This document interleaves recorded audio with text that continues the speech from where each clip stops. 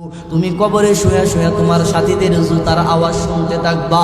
এমন সময় কবরে কেউ নাই, কবরের মধ্যে কেউ নাই। ইন্নাহু লা ইয়াসমাউ কারানি আলাইহিম আতাহুম মালাকাত। ও আমার উম্মত, একা একা কবরে রেখে যখন তোমার সাথীরা বাড়ির দিকে রওনা দিবে, তোমার সাথীরা যখন বাড়ির দিকে রওনা দিবে, আতাহুম মালাকান, দুইজন ফেরেশতা তোমার সামনে উপস্থিত হয়ে যাবে।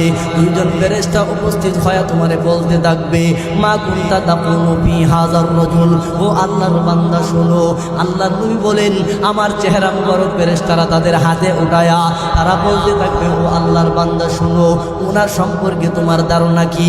মায়ার নবী বলেন, উম্মত, যদি ইমানদারের জিন্দেগি না কবরে যাইতে পারো, সাথে সাথে আমার চেহারা মুবারক তোমাদের সামনে তুলে ধরার সাথে সাথে তোমরা বলবা, আশহাদু আল্লা ইলাহা ইল্লাল্লাহ ওয়া আশহাদু আন্না মুহাম্মাদান আবদুহু ওয়া রাসূলুহু। সাথে সাথে তোমরা সাক্ষ্য দিবা যে আল্লাহর প্রেরিত রাসূল উনি মুহাম্মদুর রাসূলুল্লাহ সাল্লাল্লাহু আলাইহি ওয়াসাল্লাম।